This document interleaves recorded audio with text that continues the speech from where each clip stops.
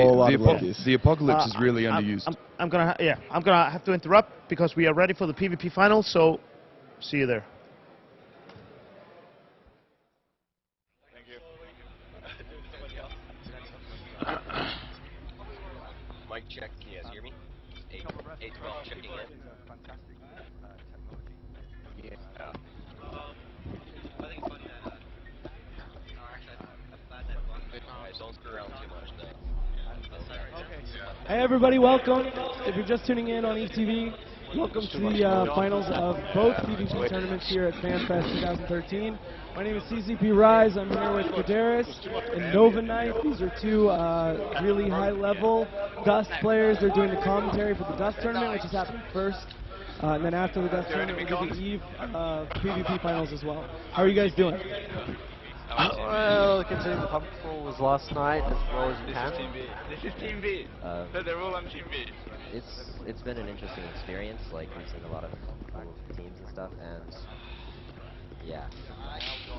Can you guys, like, Kadaris, can you bring us up to speed on this tournament? There's been a whole day of matches that happened before we got to this point.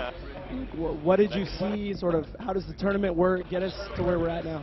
So basically, this is a best of 3. You have 3 matches, and of course, whoever takes the 2 out of that, they walk away with a prize. And it's played on skirmish maps, so you've got to capture the objective, shoot melt cannons at the enemy MCC, and first person to load the enemy's MCC wins. Or, if you manage to kill the enemy enough and complete their clone reserves, you can win that way as well. But we haven't really seen teams going that direction. It's all been about killing the MCC, it seems.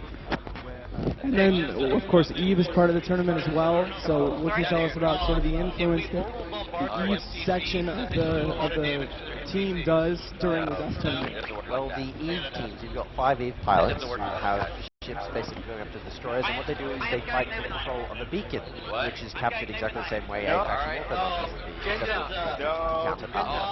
So what happens is if you control the beacon for 30 seconds, it becomes captured, and you can deliver an orbital strike.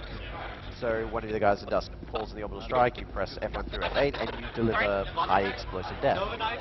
Sounds good. So how powerful is that orbital strike? Is it one-shot Dust players? Like, it will one-shot pretty much any of them caught in the blast, and it will do heavy damage or destroy any tank support. However, the projectile blast is actually only an EMP, which means it's, while you don't use it for things, you can use your own guys to kill them, but it will weaken the enemy. So that's a strategy some people do. We haven't seen that yet. All right, and can you tell us anything about, I'll go to you for this one, Nova Knife. Do you know anything about the teams we're actually going to be looking at and sort of the history of those teams, how they're put together, who they are? As far as I know, the team we have on the right side of the room here, which is the audience's left, they are Cronos. They are actually a mix of 2 of the best corps currently playing Dust, which is Betamax and Imperfects. They've kind of been dominating the field in every match they've been playing.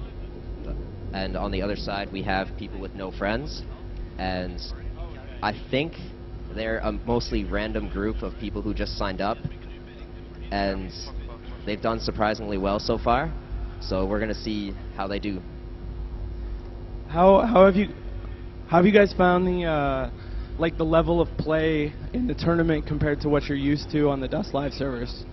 Well, the initial rounds were a little bit, I mean, we had some teams who had a lot of people who had actually never played Dust come in, so that was alright. But the semi-finals started to get interesting with some really close matches, especially in the Haggis Reloaded versus people with no friends. That was really, really quite close. Of course, Haggis Reloaded being the team that took away the tournament last year. Okay. So, again, for people who are kind of new to Dust, it's easy to relate to the Twitch sort of first-person shooter gameplay, but what's different about Dust? What separates teams strategically that might not be present in some other first-person shooters? Well, Dust is very like Eve in that it's, in many ways, it's about how you apply the equipment that you bring, and it's also about bringing the right equipment. However, unlike Eve, it's much easier to change the equipment you've got in the middle of battle, either by being killed by the enemy team or running up to a supply depot, which is kind of like a reshipping in a station. All right, so we have, if you're going to keep using the Eve analogy, what sort of parallels are there in terms of the way the equipment works, the way the you know, what are the ships, what are the mods, like, well, one thing to keep in mind is, for example, if you've got an armor tanking tank, so a Madruga, for example, which is a Galante tank, which armor tanks, you're probably better off using swarm launchers against it because it's an explosive weapon, so it's better against armor, as like the resistances you have in Eve. Conversely, if you're going up against an enemy that uses lots of shield tanking, so people running Caldari assault and logistic suits, you're better off using flux grenades because they do terrible, terrible damage to shields. Or laser rifles, because again, lasers with their EM damage is cut through shields like a knife through hot butter. All right, Nova Knife. Great. So Hey, there was a mentioned pub crawl. stuff I coming apologize for this my year voice. from I did some Torpy shouting now. last night about I've got a few spaceships. things like that I am excited to talk Can you about tell as us well, anything but about the vehicles we see before we in do, I thought, Dust you know, and once sort of the again, role we they play and did how some you of the get things them? we You talked know, are you about here limited to a last certain year. amount? What sort of And one roles do they the play? Stuff like that. objectives that we articulated was our goal. In Dust, there's currently 3 classes of vehicles: your light attack, your heavy attack, and your dropship. And thought we'd Each check one in has and its see how own we are doing special on that variants, regard. like What the sort LAV of, has Scout, progress the are we Standard, making and towards that very Logistics. ambitious The goal? Dropship has Well, Standard, Logistics, a big step and Assault. And the HAV has your Standard, then you have your Enforcer, and your Marauders. Vehicles are called in by the players at will, anytime they want, as long as they're below the limit of the team, which is currently 6 vehicles per team. Yes, as far as this tournament is concerned, every player has a set stock of drop suit fittings. They have a set stock of vehicles. They can use anything they have in their inventory currently, and they can also buy stuff on the market using the limited amount of IS that they're given. And basically anything goes in this tournament. If you have it, you can use it. Sounds good. So, what do you guys think of like how the format has worked so far with the combination of Eve and Dust? Do you think future Dust tournaments like we should be set up this way, or like does it feel like a good format, like a good competitive way to run the tournament? Well, there'd be different types of Dust ones because you could have something more like a traditional FPS tournament where you just have it based on kills, but I quite like the objective-based format because it brings a whole new twist to the game because you've got to approach it a different way to just flat out killing the enemy, which admittedly is something you can do, but like I said, it's not been something we've seen the teams do because it's a lot of clones to get through and the MCCs usually die before we get that chance. You know, something important we haven't brought up yet. What are we fighting for here? What are the winners of this tournament going to get? The winners are going to get a shiny trophy, a PS3, a whole lot of beer, a swag bag from Razer, and a whole slew of in-game items. Okay, awesome. And then for second place? Second place, I believe, is the beer, the trophies, in-game items. I don't believe they get a swag bag. I don't believe they get a swag bag from Razer. They might actually. Sorry, I'm not exactly. I haven't had a chance really to look at all the prizes, but I think they might. If nothing else, a lot of beer on the line, I guess. Oh, there is a lot of beer up. All right, so I'm not sure exactly where we're at now, but last I heard we had about 5 minutes. About 5 minutes till we get this underway. So we're getting close. We're sitting up at the desk here. I can see the Eve computers, and I see people pretty much ready in ships, finishing off overviews, setting up secondary ships. One of the cool things about this format from the Eve side that's different from the actual Eve tournament is that people can re-ship. So if your ships get destroyed and you lose control of the beacon, you can go back to the station, grab a new one, come out and fight some more, which is kind of fun. It's more like actual Eve in that way. It's interesting because it also means that if you bring some super amazing setup at the beginning, your enemies can quite easily re-ship to counter that if they wish to. So they could actually sit on the undock, wait for you to warp to the beacon, dock up and bring a completely different set of ships. That would be the perfect counter. Of course, perfect counter being in inverted commas. Yeah, no, that's really interesting though. You could see rather than a meta develop over the course of the tournament, there could actually be one develop over the course of a match as people made adjustments to counter what the other team has done. So that's pretty cool. Tell us more about Dust. Like, what is coming up for Dust? What did you guys learn in the keynote that you're excited about? Basically, one of the big things that people will see first off is the graphical improvements. What people probably feel along with that when they play it is that the game actually runs smoother. Despite the fact they've improved the graphics, it actually runs smoother than it did before. So that's going to be a big change that makes a lot of people happy. You've got all the new items that have completely revamped the way in which the drop suits work, the tiers of, so that's now the light, medium, heavy frames. and now they have specializations on top of that. So that's going to be interesting to see how everybody reacts to that.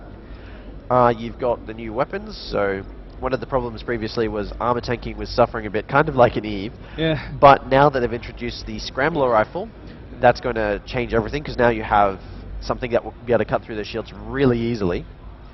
A lot of the weapons have received some rebalances, like for example, one of my favorites at the moment is the new tactical assault rifle, which has received a new scope and has been reworked a bit, so it's actually back to its former glory, which is an amazing thing. You've had some changes. You've got the enforcers now for the vehicles, which are basically long range, slightly weaker, but high damage tanks. So if you can keep them safe, they're kind of like glass cannons. So if you keep them safe, they can do lots of damage, but if you can't, then they will be very squishy. That's a lot of good stuff. Anything for you, Nova Knife, that jumped out about the keynote or about announcements about what's coming up in Uprising? Yeah, in the Reflecting the Universe presentation, they highlighted how they made all of the maps and everything in just a lot more pretty, but also reduced the time it takes to load it, so the maps in general have a lot less lag when you're moving around. Like, people playing the current build on Tranquility would notice that when you're moving around really fast, sometimes you get drops, and now that doesn't happen anymore. Everything loads much faster, and it gives a lot better immersive experience because you don't get your frame rate drops. Yeah, that sounds pretty awesome. So did they say anything else about like where Dust is heading, like what they want for Dust, or what do you guys want for Dust, looking at the future of the game? You know, as people who already like it and are already excited about it, what kind of could you hope for looking forward? Well, one of the things I know that people want from Dust, and I know a lot of people have said this, I know some CCPers would really like to see this, is I'd like to expand in this particular direction, the esports angle, so it's easier to host a tournament. They've got all sorts of wonderful tools to help, like they have developed for the Alliance tournament, and they can hold these things. So maybe we can have, for the 11th Alliance tournament, we'll also have a Dust component to it. Maybe separate or integrated, or who knows? That sounds, yeah. I mean, that's definitely something that we're talking about a lot with EVE as well. There's a lot of room for competitive scene for both games to develop, I think. So that's pretty exciting stuff. We're getting really close now, guys. I got the like 2-minute signal. No, like actually we're less than a minute now. Less than a minute, all right. So, oh great. Oh yeah, 42 seconds and we'll be underway. So I'm actually going to let you guys stand up. If you want to do the commentary, you can wander around the room like you did before. Does that sound helpful? Maybe you can stay up here with me with the mic, and you can wander around and check things out. I'm going to go wander around and give you some commentary. 30 seconds. We're about to get started on the first match here between Cronos and People with No Friends. Yes. So, ladies and gentlemen, we have less than 20 seconds until we get this first match underway. So, who do you want to win? Can I hear for Cronos? Can I hear for People with No Friends? Alrighty. Now down to 5 seconds. 3, 2, 1, and we're off.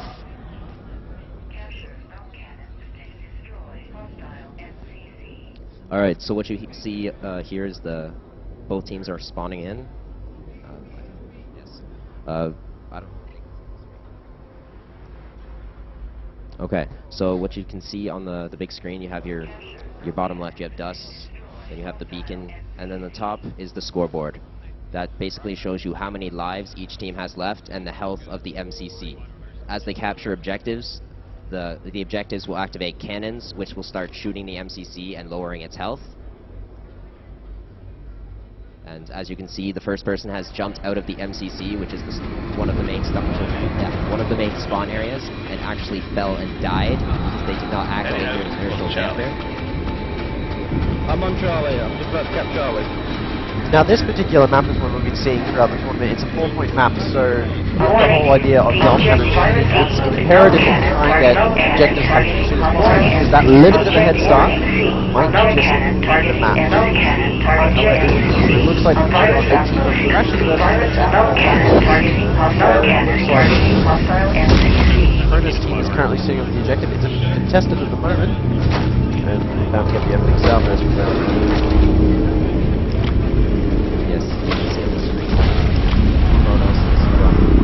Warning, Virus 8, known cannon targeting hostile MCC.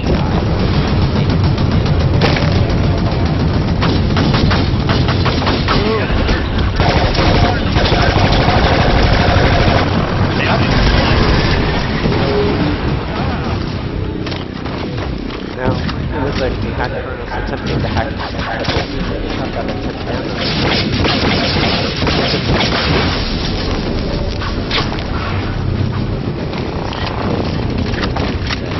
fire is enabled the very first time friendly fire has been in dust. But a few people have been team killing each other, not realizing this. Well, they may be realizing it, but it might be for other reasons that it's starting to see. I'm sure you players can work out the details. Yes, so currently we have both teams holding one objective each. You can see on the screen someone was attempting to shoot a drop-up link, but failing miserably. It appears to be a real stalemate. We've had many times on this particular map in the middle, the two teams have been fighting at each other, and eventually somebody takes through and takes the third point.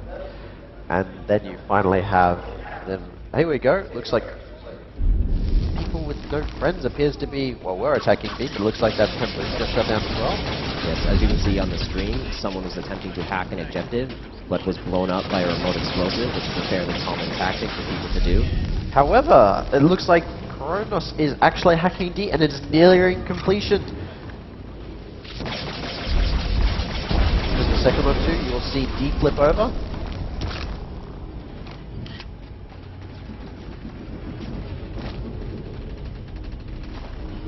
And there we go. D has flipped over to Cronos, and they are going to start to get some extra damage onto that MCC. Yes, as you can see on the screen, you can see someone rocking Nova knives for a brief moment before they switch back to the assault rifle. Damage 50%.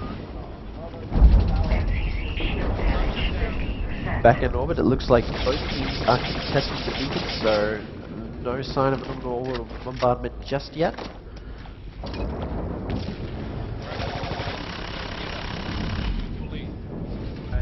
However, as you can see with the clone count, Cronos is doing better in that department. Now, nobody's very low yet though, so there is a danger of being shut out like that.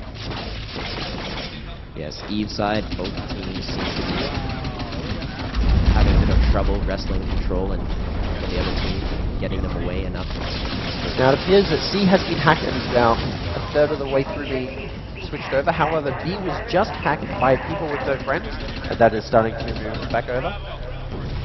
Now I'm just looking here, and it looks like Cronos is camping in people with no friends on a drop-off link and on the CRU just next to A. So that's not good for them, because it will lose them a very large number of clones, and it will take more time for them to spawn back into the match. Allowing the Cronos to push around the map elsewhere. Yes, something you may have noticed while you're watching the stream if you've never played Dust before, this is more of a high health straight shooter than like a Twitch instant kill, like sort of like Call of Duty and stuff. This pretty much is like a more of a skill based, you want to strafe, you want to track your targets. You see a lot of people trying to aim down sights. Usually you want to try and hip fire while you're strafing.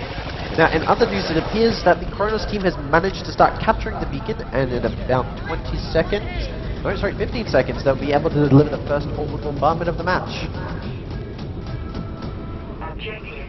And 10 seconds now. I'm sure this would help them. At the moment they're hacking B, and when an objective is being hacked, you cannot spawn on it. So at the moment, people with no friends has to rely on their drop-off links and any CRUs they might have around. If Cronos can successfully shut them out, here we go, D is being hacked. If they can successfully shut them out, they might be able to redline them. And that would be terrible. That's basically when one team gets trapped inside its base. Yes, so the orbital is available, but now the burden is on Cronos to actually call it in. So, see if we can see somebody calling in an orbital strike. You have to remember, many areas of this map, especially objectives C and D, have overhead cover. And I can see the precision strike request has been received, and the precision strike is on the way. There we go.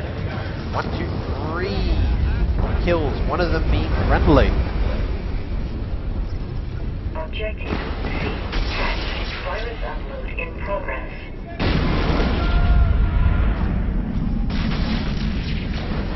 Yes, people with no friends doing their best to stop Cronos from holding all of the objectives at one time. And it appears that the next orbital bombardment will be ready in just a moment. There we go. Next orbital bombardment is up. So Cronos is able to call in yet another one if they wish. Looks like they are back-hacking C to prevent it from being captured. D is still under control of people with no friends. No, looks like they're starting to hack up as well.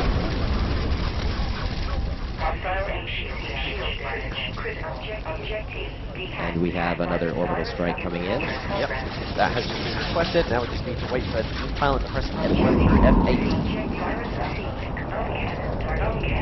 Remember, the strike will not come until the pilot delivers it, which means that the enemy can move out of kill zone, which is something we've seen a lot. It needs to be very quick to deliver that strike, otherwise we're just going to waste it. Alright, lots of objectives changing hands at the moment. Two held by people with their friends that are heading towards Kronos, but one of Kronos' objectives is heading towards them. Looks like they're still waiting on the east side for somebody to designate a target. No, it looks like they're waiting for the orbital bombardment ship to get into position. Because they're using Coraxes. Unfortunately, Coraxes cannot bring orbital bombardment ammo because there are no missiles available for it. So they need to bring a special ship. Usually we've seen Colossus with lots of lasers. Occasionally we've seen Catalysts, and we've seen a couple of Thrashers. Yes, we're seeing a lot more objectives changing hands than we were in the original rounds. This is actually the first team to face Kronos that has not been stuck in their base because Kronos held all of the objectives for the entire round. However, at this stage, it is looking too good for them. Their MCC is only half armor, while the Kronos one is only just into armor damage. And if the rate of objective capture stays with a 3-1 advantage to Kronos, that MCC will be dead soon, so they really need to start capturing as many objectives as they can and holding them. You just have to remember that while objective is being hacked, it is still firing at the MCC it originally was. So you need to factor that time calculation into making sure they can hack these objectives soon enough.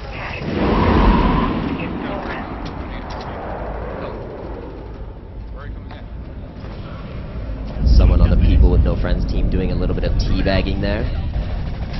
Yes, traditional FPS hello. Now, I believe that an orbital strike will be coming down from Kronos soon. They have, I believe, still got that beacon. Yes, they do.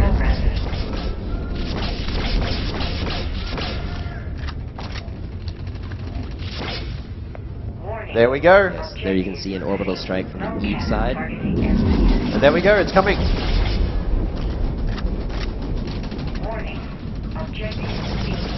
Looks like they did not manage to kill anyone with that particular orbital strike. So now they have to wait another 30, probably another 20 now second.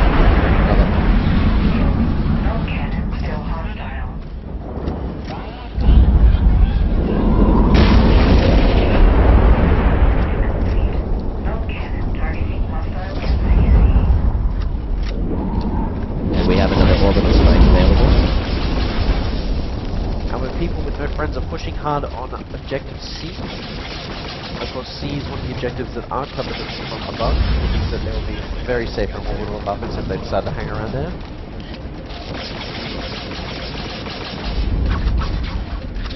Oh, I'm sorry, I switched sides. That's actually good news for us. So we need to try and recapture that.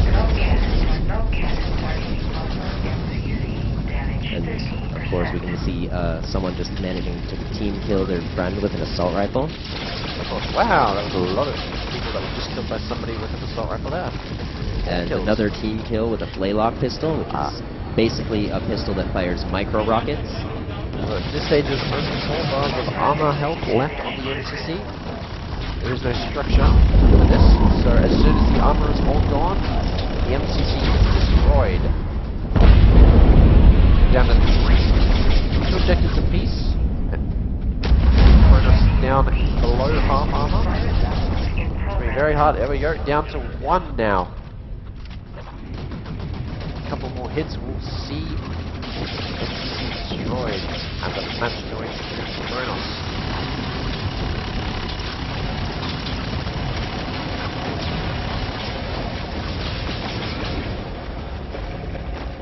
And there we have it. The first match goes to Kronos.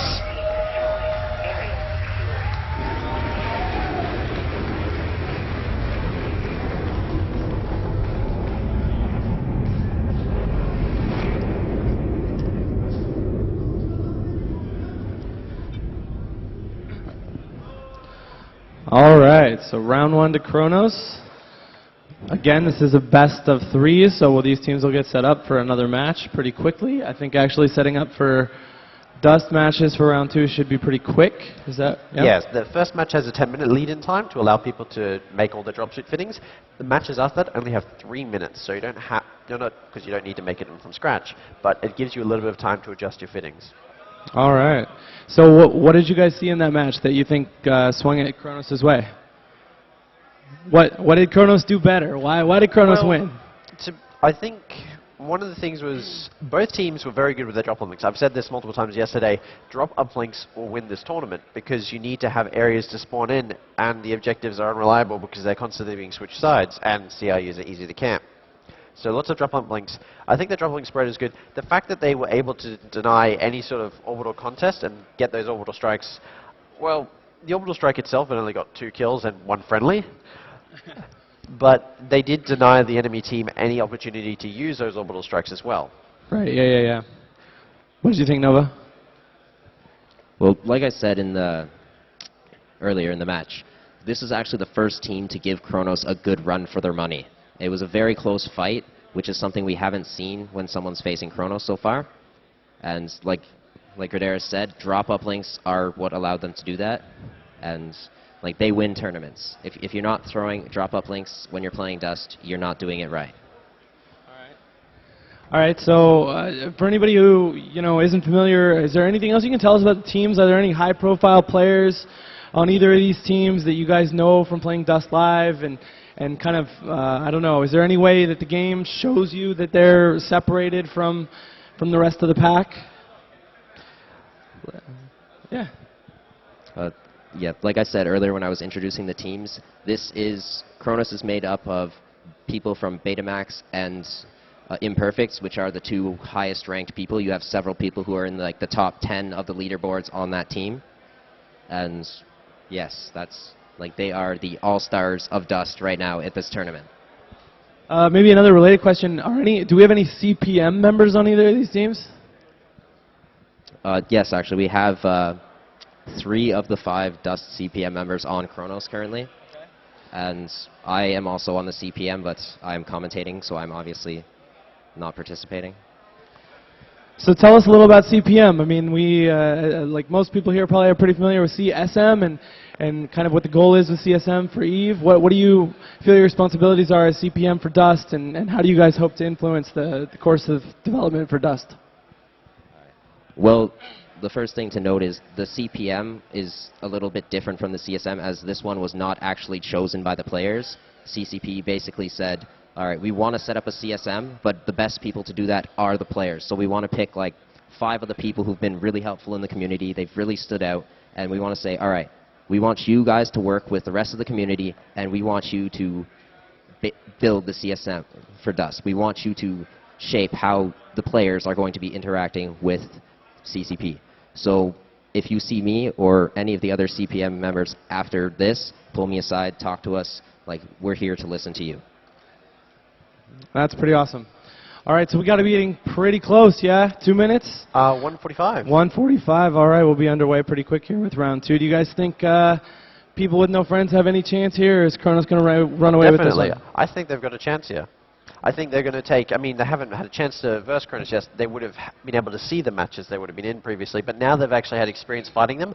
They'll be able to adapt their fittings and their strategies to be able to counter that. Of course, Kronos has got the same thing, so it'll be interesting to see how the 2 teams mix it up. Were there any like obvious adjustments you would have made if you were playing against Kronos there and you're going into match 2? Is there anything big you would change? One thing I would try and do is tell people to pack flux grenades, because flux grenades, while also doing lots of damage to shields, automatically also destroy any equipment in the blast radius, such as the drop uplinks. And of course, yes. So one other thing is it's very important to, like I said, if it's another 4-point map, it's very important to get the MCC damage down first. So running scout suits initially, at least, is also something I would encourage people to do. Because, I mean, vehicles are fast, yes, but it takes a little time for the RDVs to drop them off. While a scout suit, especially fitted for speed, is able to get very quickly to some of those objectives. Awesome. All right, so we have 40 seconds until this match gets underway. If you're just joining us, this is Fanfest 2013. I'm CCP Rise. I'm joined by Gudaris and Nova Knife, and we are in the middle of the PvP finals for Dust. Coming up right after, we have the PvP finals for EVE Online. So stay with us for both, and we have a match starting in about 20 seconds. So I'm going to hand the mic over to Nova Knife, and we're going to see how this plays out. Alrighty, we have 10 seconds until this match gets underway. Can I have a Kronos? Nobody? People with no friends! Alrighty, and we are off. Capture null cannons to destroy hostile MCC. Now we have the same 4-point map.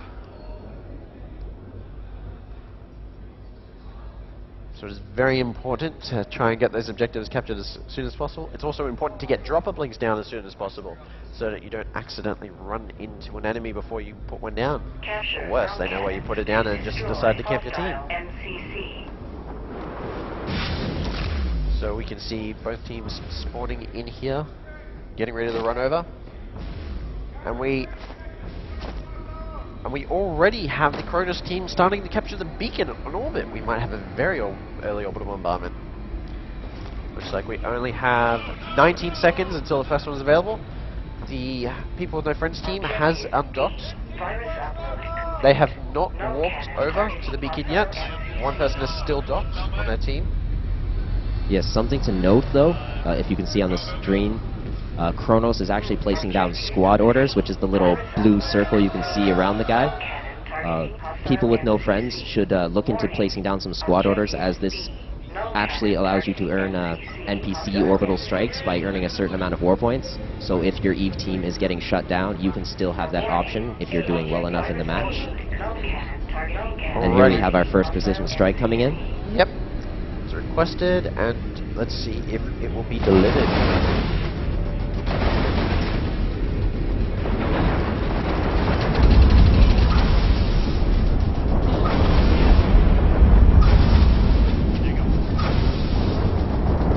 Looks like the EVE side is having a little bit of trouble getting the orbital strike off. And here it comes. Here you can see it on the screen.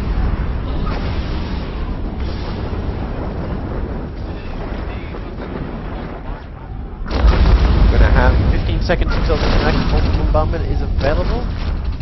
Yeah, both teams are starting off strong. They're almost dead even in clone count, and both have 2 objectives each.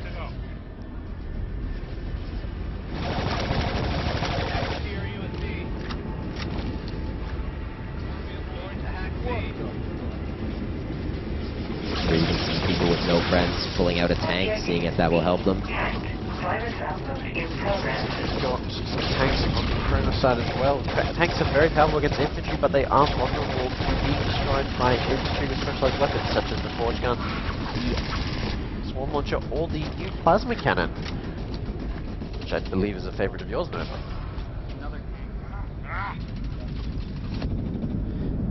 Back in orbit, the beacon is currently contested. Heavy fighting occurring around the objective B right now. Ah, looks like we got some. Looks like it's actually captured. No, seems some of these EVE clients are a bit finicky. All right, with the People with No Friends team still not having much luck in orbit, looks like we might be able to get another orbital bombardment down. 2 of the objectives currently being contested right now. See some People with No Friends finding some of those errant drop-up links and destroying them.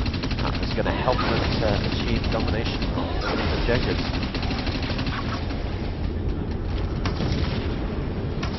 Now, it looks like they are also hacking Delta, so if these objectives all go through to capture, then they are going to be ahead.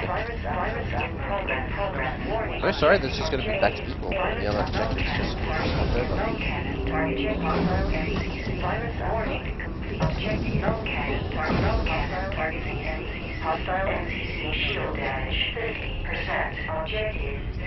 Now the clone count has gone quite substantially in Kronos' favour, but again, the clone counts for these skirmish matches are usually very high, so it's not an issue in most cases, and I do not believe we've seen any team go 50 clones.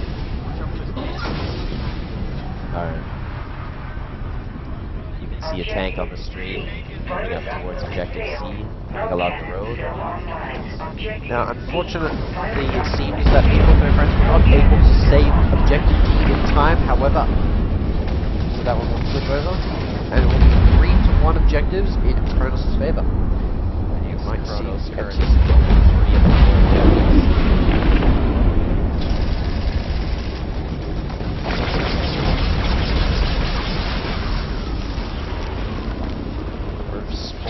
Drop-up links are probably starting to drive at the stage. Drop-up links are not time limited, however they have a limited number of spawn seconds performed on each one for stuff. So by this stage, lots of people spawning in, lots of drop-up links will need to be replaced. Cronos is starting to pull ahead with their FCC health as they are controlling 3 of the 4 objectives currently. Starting to pull ahead with a bit of a commanding lead as far as clone count goes as well. In orbit, it looks like Cronos has got the beacon captured, and they are waiting for a Dust player to call in an orbital strike from them.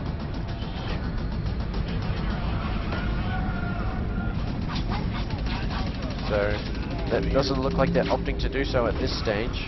They might be holding it in reserve, just in case one of the other objectives, especially A or B, starts getting captured. A and B, unlike C and D, are not covered from orbit and are very vulnerable to being struck when being captured. And there we go, the first MCC loses its shields on the people on no friend's side. However, the Cronos MCC is not very far behind it at all. And we have the shout coming out from Cronos saying they have an orbital available. Let's see if anybody delivers on that. Yes, here you can see on the screen the actual interface Dust side for throwing in an orbital strike. There we go, it sounds like it's coming down. There we go, orbital coming down. And there's 3, looks like 3 kills! Those CRUs are a very attractive target because there will often be people spawning in on them.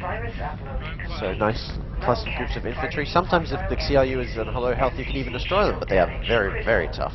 So that usually is not the case. So we are down to 3 seconds until the next strike is available. In orbit, it appears that they are being attacked by thrashers at range. It doesn't seem that the people in my friend's team actually wants to capture the beacon at this stage. They just want to. Cronos now controlling all 4 objectives. They're starting to showboat a bit, killing the other team with LAVs.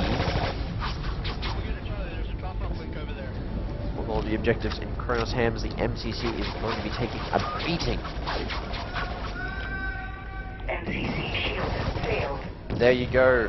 A was under attack, but some strategic remote explosive placement shuts that down very quickly. However, objective C has been hacked and is being switched over. That sounds like another orbital bombardment just came down. Let's see if any kills came through that. Cronos is making excellent use of remote explosives on the objectives, Doesn't look like using them as doesn't look like prevent them from being hacked. Something people with no friends might want to consider is throwing a grenade or looking down and shooting the remote explosives. And we have another orbital bombardment coming down. There we go. It's on its way. Lots of kills. 4, 5 kills with that orbital bombardment. 6 kills. 7, 8. That was an excellent orbital bombardment. I could have actually been a series of orbital bombardments. Orbital bombardments coming left, right, and center from the Cronos team. They're getting enough war points in their squads. You need 2,500 war points between your entire squad in order to call down a war barge strike, which is very different to the Eve strikes. These are available all the time and will come down very quickly. So at this stage, it looks like Cronos is very secure in their position. D has been hacked, so I'm sure they'll be all running in that general direction. No, it looks like they are trying to backhack D, so they must have cleared it, and they are about to save that one, and it will not flip over. Alpha is under heavy attack, it seems. They had to move up, and now would be the time. Let's see. Alpha might be taking a serious beating. There's an orbital coming down. Just a precision strike, getting a single kill on the CRU. Now that CRU must be taking a real beating, so might not take many more for it to be destroyed. People with no friends doing their best. They're trying to hack back to more objectives. Trying their best to stay in this. But as you can see, with 4 objectives under their control, the enemy MCC is taking a real beating. And there's not long left in this world. Sounds like another orbital bombardment on the way. There we go.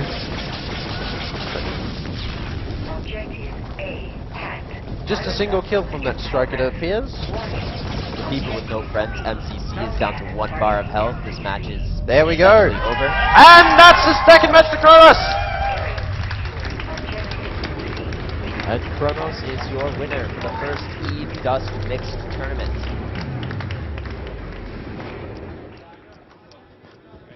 And with that, ladies and gentlemen, All right, congratulations to Cronos. Let's get one more round of applause for our first Dust tournament at Fanfest. Second Dust tournament at Fanfest. Second.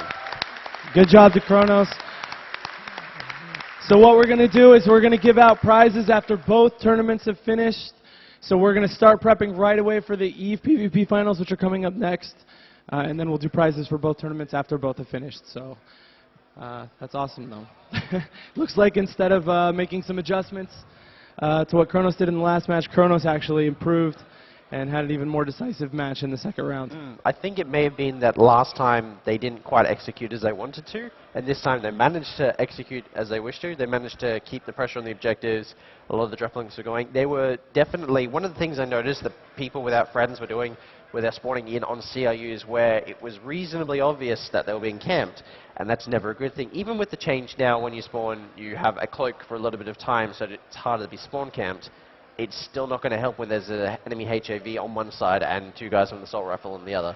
Yes, the presence of Cronos vehicles this round is what made it a bit more decisive. We didn't see Cronos vehicles too much in the first round, but then they started pulling out tanks and LAVs. I noticed a lot of dropships being used by people to get from place to place, almost in a very disposable fashion. Admittedly not something you'd see in an actual match out there where they're using their own items, but in this type of setting, definitely a good idea. Awesome. So, have you guys heard if there's any plans for the future of esports? I know you said you're excited for more support for esports for Dust. I'm sure there'll be more tournaments at Fanfest. But is there plans before Fanfest next year for more Dust events that look like this one? Well, I don't know about Fanfest, but something that they've really been hyping over the past little while is like they have tons of plans for esports. They have a bunch of like arena gladiator modes, like special game modes that don't really make sense in a competitive environment when you're fighting for territory, but something that like you want to play and you want to earn money playing Dust, and they really want to do that. They've been talking about that a little bit in their presentations. Awesome. So everybody looks like getting moved around. I know we have to get the EVE teams in here, get them sat down, and get headed towards the EVE PvP finals. I see some eager-looking team members from the Expendables team looking ready to sit down and get started. And they'll be fighting Pandemic Legion. I know that this EVE tournament that we're going to be looking at is actually really high caliber. It's the same format as our Alliance tournaments, except with 5 people and some point differences, but very high-level matches. You want to get up here?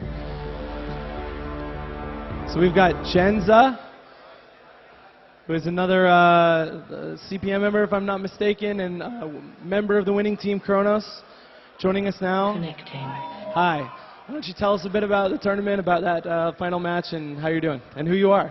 Yeah, I am Jen Zarander. I'm the another CPM member like Nova. Sorry, and the last match was a very fun game. It was really properly fun. Really massive hands. I believe they were just a random pickup group from people with no friends, weren't they? Is that right? Sorry. Yeah. Well, a really great team. It was a fantastic match and a really good game for the final game.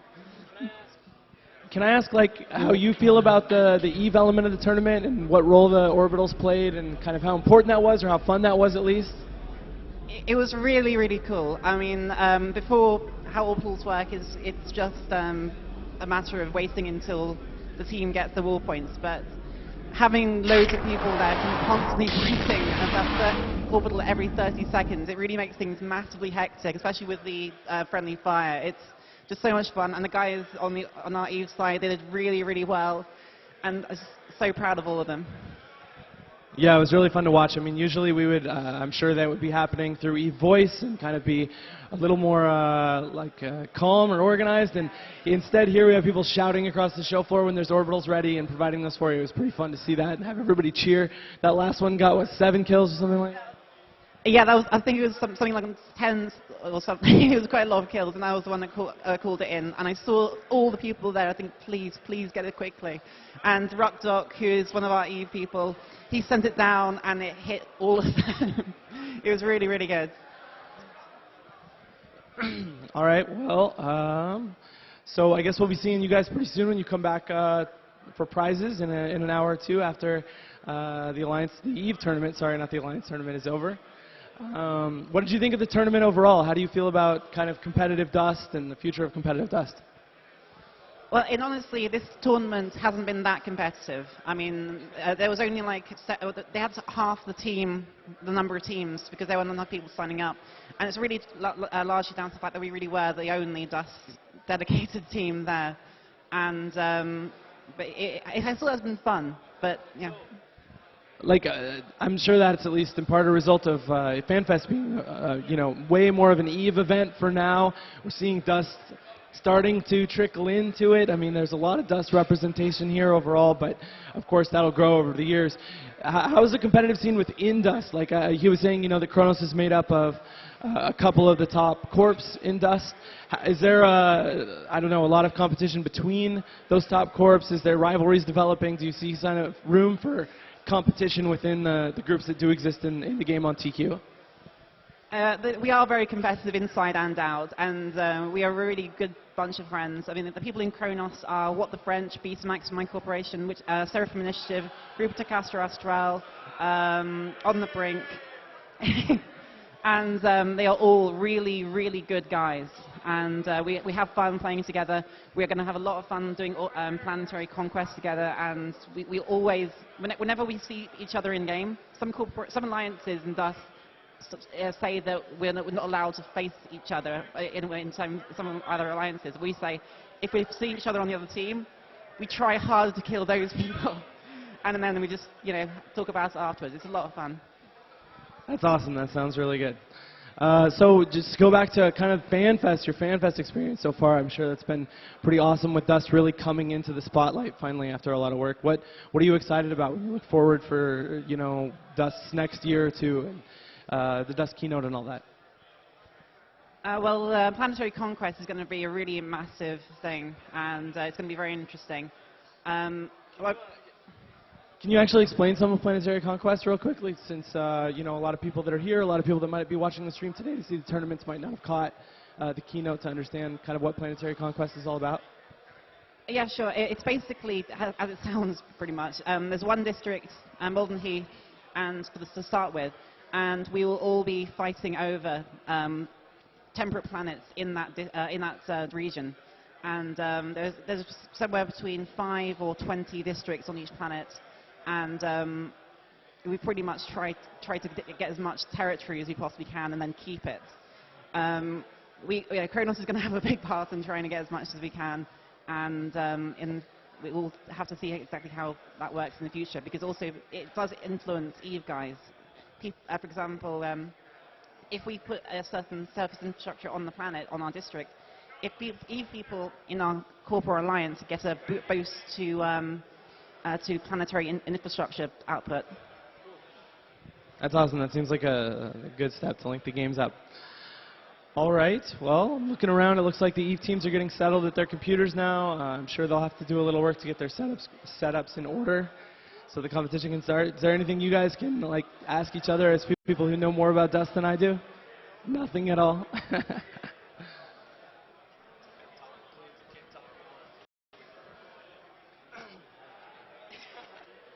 I'm not really sure what else to say, to be honest, other than it was a lot of fun, and I look forward to seeing the EVE guys as well. Are you looking forward to next year? Because, I mean, this year Dust is actually being released, but next year it's going to be, because of that, there might be more people here that actually play Dust, and you might have some more competition. Oh yeah, I mean, next year's Fanfest, I know a lot more people who want to go, a lot more, especially from the Dust community, and that, when it comes around, will be a lot more competitive, it'll be a lot more fun, and hopefully we'll see a lot more teams as well. Do you think the EVE community is going to give the Dust community a proper welcome to Iceland? I don't know, did they give you a proper welcome this year? Well, the typical EVE player is a conniving, backstabbing, vicious, malicious type of person. They're also egotistical and condescending, so... Exactly. I wonder if they will give them the proper greeting. Yeah. Of course, they also like a good beer, as I can see many people in the crowd. I think, you know, I'm not sure, I can't speak for everybody, but it seems like EVE players are always skeptical. They're always a little fearful about, you know, new stuff getting into their world because they love it so much. But I feel like people are starting to understand that Dust has some really cool stuff to offer. And I know that, like, personally, when I took part in some of the playtests for the tournament, watched this tournament and saw the way the interaction between the games can actually feel, it's getting exciting. And I think people are starting to get sort of on board with the idea of having more than one, you know, group of people in their universe. It's amazing what the promise of more risk can do for people in EVE. We could probably get some EVE commentators up here and start talking about the tournament we're going to be looking at coming up pretty soon here. So maybe I'll say thanks to both of you guys, to Jenza and to Gadaris, for doing the commentary and for like being awesome Dust players, CPM members in your case and in Nova Knife's case. And we'll maybe use some time to switch you guys out for Zaster and Shadu and start talking about some EVE PvP tournament. So thanks a lot. I don't know how you're going to swap that.